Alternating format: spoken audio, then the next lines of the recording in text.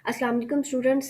बच्चे हमने एक इनिशिएटिव मैंने एक लिया है, एक एक्टिविटी स्टार्ट की है और उसमें ये स्टार्ट की है कि हम जो वीकली करंट अफेयर्स होंगे, क्योंकि बच्चे जो हैं वो हर सब्जेक्ट पर फोकस करते हैं बट करंट अफेयर पर फोकस नहीं करते, जिसकी वजह से उनका बहुत ज़्यादा लॉस होता है, पर्टिकुलरली इन कम्पिटिटिव एग्जाम्स के अंदर, CSS PMS जुडिशरी या वन पेपर MCQs के अंदर। तो फिर मैंने ये डिसाइड किया है कि क्यों ना हो हम एक हर वीक का जो एक ओवरव्यू है वो शेयर किया करें, जिससे ये होगा कि बच्चों का इंटरेस्ट डेवलप होगा और उनके करंट अफेयर्स भी स्ट्रांग होते चले जाएंगे। सो आज हमने सिर्फ लास्ट जो वीक है उसके अंदर जो एक्टिविटी हुई, उन एक्टिविटी को सिर्फ हमने हाईलाइट करना है और उन एक्टिविटी को हमने डिस्कस करना है, इर्द गिर्द हमने नहीं जाना, क्योंकि जैसे जैसे जो है वो टाइम गुजरेगा, नेक्स्ट वीक आएगा, इस तरह से बच्चों के जो विजन है वो भी स्ट्रांग होता चला जाएगा और हर वीक के करंट अफेयर भी प्रिपेयर होते चले जाएंगे। बच्चे इसमें जो है वो टॉपिक जो आज का है, इसमें जो ओवरव्यू है लास्ट वीक के अंदर जो बर्निंग हॉट टॉपिक थे बच्चे, वो था अबाउट चाइना। ठीक है, about China, USA, India and Pakistan. ठीक है, तो ये जो थे ये कंट्रीज लास्ट से इनके जो है वो बहुत ज़्यादा, एक तो इन पर फोकस था। फोकस किस तरह से था बच्चे के, चाइना की अगर हम बात करें तो चाइना का बेटा क्या फोकस था इस चीज़ में कि लास्ट वीक में उसकी एंगेजमेंट जो थी वो ये थी कि पहली जो चाइना है, चूँकि इस खित्ते से, यहाँ से, अफ़गानिस्तान से जो है वो विड्रॉ कर रहा है अमेरिका। ठीक है, यूनाइटेड स्टेट ऑफ अमेरिका यहाँ से जा रहा है।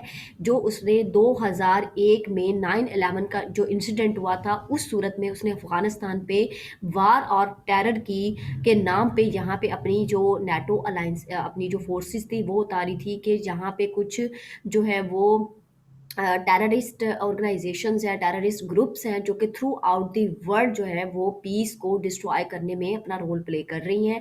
तो 9/11 में यहाँ पर जो 11 सितंबर 2001 को यहाँ उसने अपनी फोर्सेस उतारी थी और अभी फाइनली 2021 में जो है 20 साल बाद जो अमेरिका है वो यहाँ से जा रहा है, उसने अनाउंस कर दिया है। लेकिन अब बर्निंग न्यूज़ बच्चे ये है कि इसमें जो अमेरिका है वो क्या कर रहा है, वो यहाँ से जाना तो चाहता है, ठीक है, जाना तो चाहता है इस खित्ते से। ये जो खित्ता है, मैंने कल भी आपको बताया था कि ये सेंट्रल एशिया है, ये जो है वो मिडल ईस्ट है, ठीक है, ये साउथ एशिया है बच्चे। तो क्या है कि वो यहाँ से जाना तो चाहता है, लेकिन साथ साथ उसको कुछ जो प्रॉब्लम्स हैं उनका सामना है। ठीक है, एक तो पहली बात ये कि उसको अपनी सॉवरेनिटी को, अपनी हेजमनी को, अपना कंट्रोल को इस खित्ते में कायम रखना है। किस खित्ते में? सेंट्रल एशिया में और साउथ एशिया में, ठीक है, और मिडल ईस्ट में, यानी यहाँ तीन खित्ते बनते हैं। एक यहाँ पे साउथ सेंट्रल एशियन कंट्रीज हैं जिनको कार कंट्रीज बोलते हैं, दूसरा इधर मिडल ईस्टर्न कंट्रीज हैं, ठीक है, और तीसरा यहाँ पे साउथ एशियन कंट्रीज हैं। ठीक है, दूसरी जगह पर यहाँ ओशियानिया के अंदर और इधर तो उसकी इन्फ्लुएंस है ही, यहाँ पर उसको कोई प्रॉब्लम नहीं है।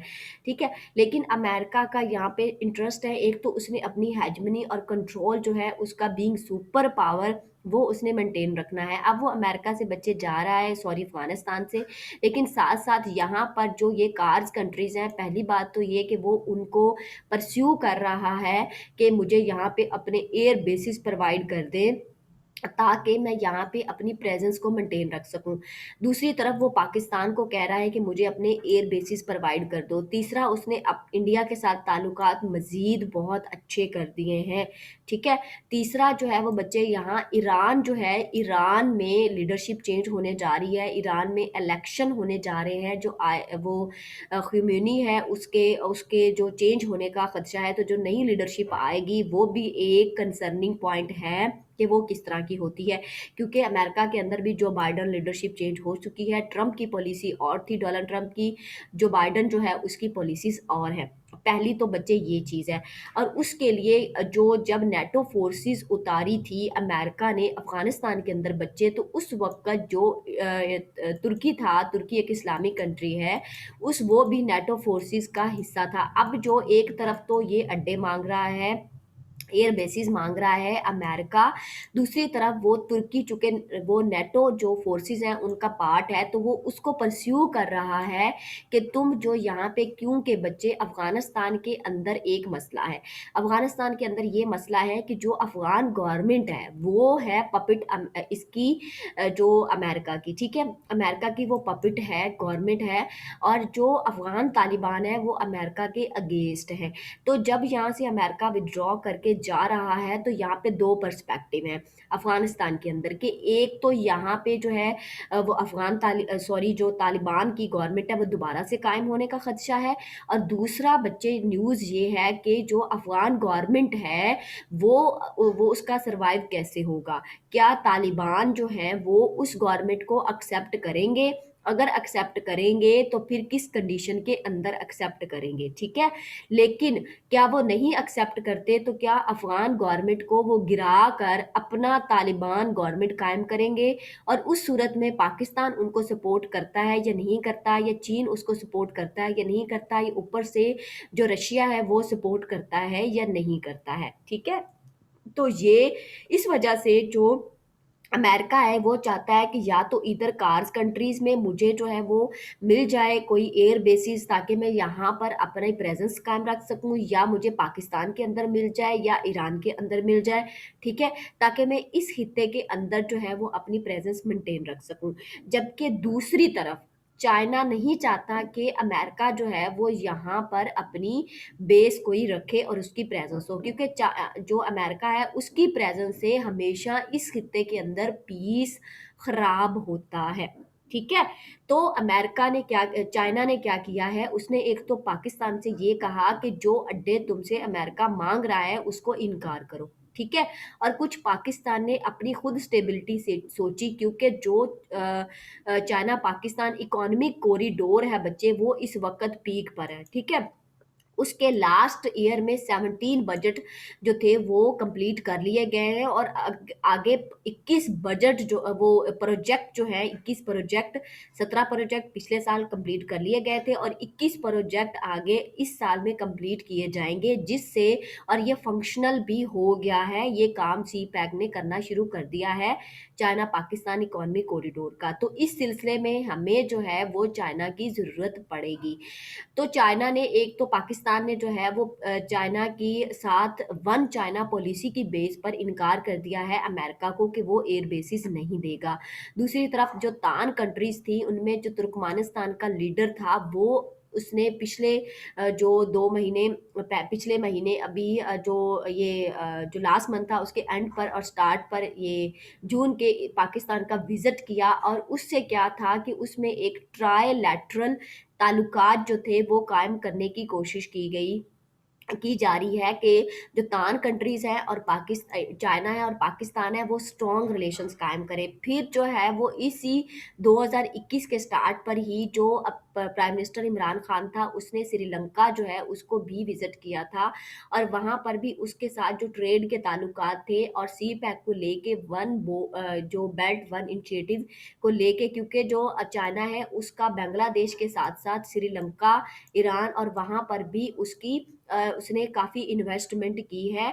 टोटल 45 ममालिक हैं जहां पर वन रोड वन बेल्ट जो चाइना का इनिशिएटिव है जो वर्क कर रहा है, और उसके ऊपर चाइना अच्छा खासा जो वो इन्वेस्ट भी कर चुका है।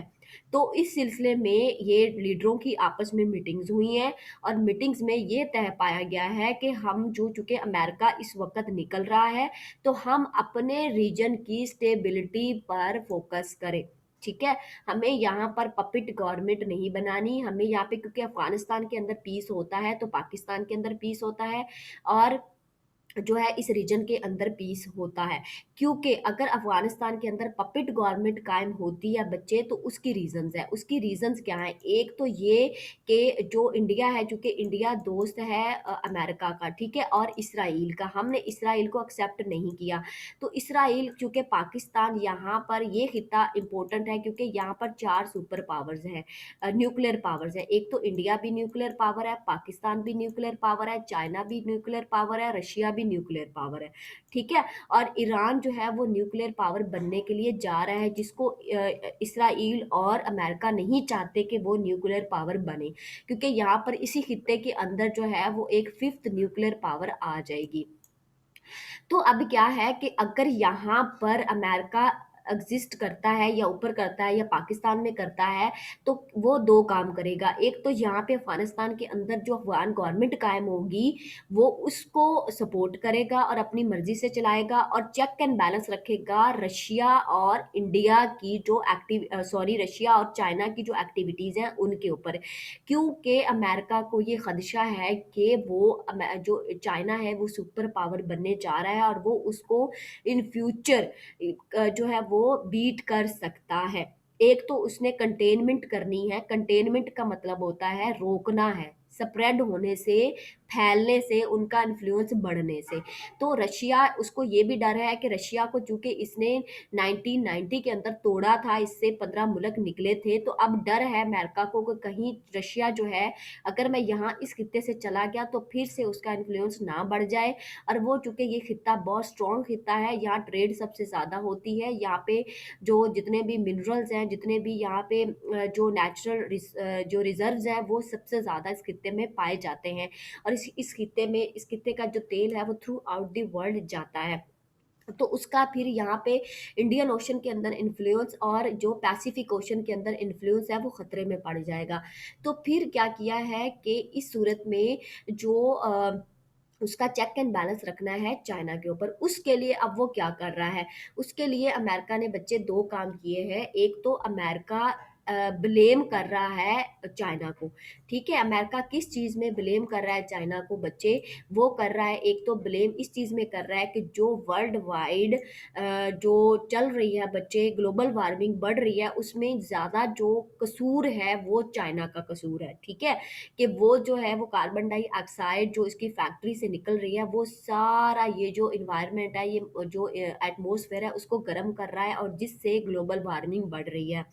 दूसरी तरफ अमेरिका जो है वो क्या कर रहा है? वो ये कर रहा है कि वो चाइना और पाकिस्तान के रिलेशंस को खराब करने के लिए वो क्या कर रहा है कि वो जो कुछ यहाँ पर जो है वो अयूगर मुस्लिम्स हैं, यहाँ पे अयूगर एक इलाका है और वहाँ पे मुस्लिम्स आबाद है, तो वो ओवरऑल पूरी दुनिया में ये कंसेप्ट फैला रहा है कि जो अयूगर मुस्लिम्स हैं उनमें सबसे ज्यादा जो उनकी किलिंग और उनके ऊपर जो इनोसेंट रवैया है वो चाइना बरत रहा है। तो अगर पाकिस्तान या जो ओआईसी जो कॉन्फ्रेंस है, इस्लामिक कॉन्फ्रेंस है, पाकिस्तान जो मुसलमानों के 56 मुस्लिम ममालिक की, अगर वो इस बात पर अपनी वॉइस रेज करती है कि फ़लस्तीन के अंदर मुसलमानों को मारा जा रहा है, कश्मीर के अंदर मुसलमानों को मारा जा रहा है, म्यांमार के अंदर रोहिंग्या मुसलमानों को मारा जा रहा है, अगर यहाँ पर जो है चेचनिया और बूसनिया के जो मुसलमान हैं उनको मारा जा रहा है, या कनाडा के अंदर मुसलमानों को मारा जा रहा है, या थ्रू आउट द वर्ल्ड किसी भी हिस्से में, सूडान की बात कर लो, अफ्रीका के अंदर, या यमन की बात कर लो, या ओमान में, कहीं पर भी मुसलमानों की किलिंग हो रही है, तो वो कहते हैं कि फिर ये जो पाकिस्तान है या मुस्लिम ममालिक है वो इस बात पर क्यों नहीं बोलते कि अयूगर के अंदर जो है मुसलमानों की किलिंग क्यों हो रही है? पर्पज ये है कि जो पाकिस्तान और चाइना के ताल्लुकात हैं उनको डिस्ट्रॉय किया जाए।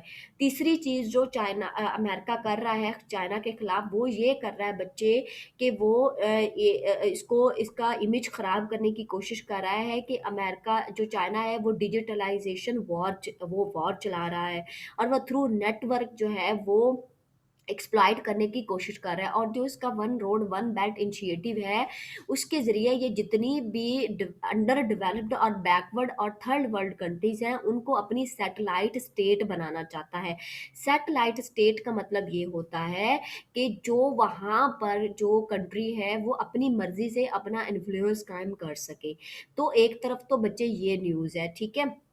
दूसरी तरफ इसमें बर्निंग न्यूज़ ये है कि तीन तरीके से तो जो कंटेन करने की चाइना को और यूएसएसआर को जो सॉरी रशिया को अमेरिका का था। तीसरा ये अभी बच्चे कल की न्यूज़ है, अभी इसी वीक की न्यूज़ है कि जो अमेरिका है उसने एक मीटिंग बुलाई है, कहाँ? बरतानिया के अंदर, ठीक है? बरतानिया के अंदर एक मीटिंग बुलाई है G7 की। अब मैं बेटा आपको ये भी बताती चलूँ कि G7 क्या है। G7 जो है वो बच्चे एक 7 दुनिया की बड़ी इकोनॉमीज़ हैं। उनमें अमेरिका है, उनमें बर्तानिया है, उनमें जर्मनी है, उनमें फ्रांस है, उसमें जापान है, ठीक है? ये दुनिया की 7 बड़ी इकोनॉमी है। इन्होंने एक समिट की है कोविड के नाम पर, लेकिन कोविड का सिर्फ़ नाम था।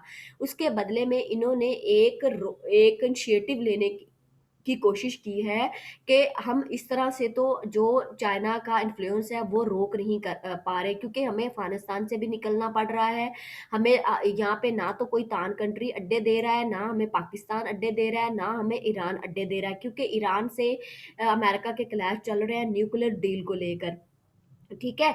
और यहाँ पर अरब कंट्रीज़ के अंदर चूँकि जो अमेरिका है वो सपोर्ट करता है इसराइल को, तो इस वजह से जो अरब कंट्रीज़ हैं वो अमेरिका पर जो है वो ट्रस्ट नहीं दिखाती, ट्रस्ट डेफ़िसिट है। तो अब क्यों ना ये किया जाए, क्योंकि चाइना ने अपना one road one belt initiative start किया था, तो उसमें उसने इन्वेस्टमेंट की थी मोर देन 30 कंट्रीज़ के अंदर, के जो डेवलप्ड कंट्रीज़ थी वहाँ उसने पैसा लगाया, जिनमें बांग्लादेश है, म्यांमार है, मालदीव है, जिनमें श्रीलंका है, ईरान है, इराक है, पाकिस्तान है और बहुत सारी और सोमालिया, अफ्रीकन कंट्रीज सारी, जिसमें उसने अपनी यहाँ पर जो उसको टाइम लगता था यहाँ पे 4500 किलोमीटर का सफ़र तय करके स्ट्रेट ऑफ मलाक्का के ज़रिए वो यहाँ से तेल लेके वापस जाता था। उसने एक शॉर्टकट रास्ता निकाला यहाँ से, और वो यहाँ से सीधा इंडियन ओशन और तेल लेके 2500 किलोमीटर का सफ़र करके वो अपने मुल्क चला जाता है। दूसरी तरफ उसने यहाँ पर जो सोमालिया रीजन है यहाँ पर भी और रेड सी के ज़रिए इन कंट्रीज़ के अंदर भी अपनी इन्वेस्टमेंट की। तो अब अमेरिका ने क्या किया है, उसने G7 समिट बुलाई है, और उसके अंदर जो ये सेम जो काम अमेरिका ने किया, चाइना ने किया कि वो उसने इन्वेस्टमेंट की अंडर डेवलप्ड कंट्रीज़ की में, और उनको जो एक तो वो उसके हामी जो इत्तेहादी कंट्रीज़ बन गए, और दूसरा वो उसके शुक्रगुज़ार भी बन गए, और पीसफुली वो अपना इन्फ्लुएंस बढ़ा रहा था। तो अमेरिका ने सोचा कि हम भी क्यों ना ऐसा करें कि हम पीसफुली इन्फ्लुएंस बढ़ाएँ। उसने क्या किया है, उन G7 कंट्रीज़ ने, ये अभी रिसेंटली रिपोर्ट है कि उसने B3W, ठीक है? B3W का एक इनिशिएटिव जो है वो बच्चे स्टार्ट होने जा रहा है B3W का, ठीक है? इसमें जो G7 कंट्रीज़ हैं उन्होंने ये डिसाइड किया है कि हम भी जो थ्रू आउट पूरी दुनिया में अंडर डेवलप्ड कंट्रीज़ हैं, जो गरीब और पुअर कंट्रीज़ हैं, जो इस कोविड के टाइम पीरियड में और नॉन ट्रेडिशनल थ्रेट के टाइम पीरियड में अपना निज़ाम अच्छे से नहीं चला रहे, हम क्या करें, उनमें इन्वेस्टमेंट करें, और उसके लिए 400 खरब डॉलर इन्वेस्ट किए जाएंगे, ठीक है? और वो एक पूरा इनिशिएटिव होगा वन रोड वन बेल्ट के लिए, के टक्कर का, इनकाउंटर का, और ये एक बहुत बड़ा खतरा है। इसमें ये होगा कि दो पावर्स जो हैं, रशिया और चाइना, और दूसरी तरफ अमेरिका, और 7 बड़ी इकोनॉमीज, एक तो वो इस चीज़ में आमने सामने आ रही हैं, लेकिन इस चीज़ में बच्चे फ़ायदा ये हो रहा है कि जो पुअर कंट्रीज़ हैं, अंडर डेवलप्ड कंट्रीज़ हैं, उनका फ़ायदा हो रहा है, ठीक है? वो उनको इसमें रिलीफ मिलेगा। एक तरफ तो बेटा ये न्यूज़ है, दूसरी तरफ अगर बात की जाए बच्चे पाकिस्तान और इंडिया के रिलेशंस को लेके, तो पाकिस्तान और इंडिया के रिलेशंस में बच्चे जो है वो बहुत ज़्यादा इश्यूज आ रहे हैं। वो इश्यूज बेटा क्या आ रहे हैं, एक तो प्रॉब्लम ये है कि अगर हम पहले पाकिस्तान का इंडिया के साथ जो है वो डिस्कस कर ले तो ज़्यादा बेटर होगा। एक तो ये है कि कश्मीर को लेके, ठीक है? कश्मीर को लेके बच्चे ये प्रॉब्लम चल रहा है कि जो इंडिया है वो एक मॉडल पेश कर रहा है कश्मीर को लेके, ठीक है?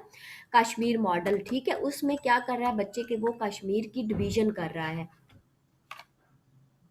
ठीक है? कश्मीर को फर्दर जो है वो बच्चे पहले जो इसने क्या किया था कि 35 जो ए आर्टिकल था वो ख़त्म किया, ठीक है? उसमें जो कश्मीर के अंदर प्राइवेट लोग थे वो ज़मीन खरीद सकते थे, और फिर इसने 370 जो आर्टिकल था वो ख़त्म किया। उसके अंदर जो था 370 आर्टिकल के अकॉर्डिंग कश्मीर एक प्रिंसली स्टेट था, इंडिपेंडेंट स्टेट थी, जो इंडिया की फेडरेशन के अंडर नहीं थी, लेकिन इसने वो मोदी ने आके वो आर्टिकल ख़त्म करके कश्मीर का जो एक प्रिंसली स्टेट का स्टेटस था वो ख़त्म करके उसको क्या किया, उसको फेडरेशन के अंदर ले आया।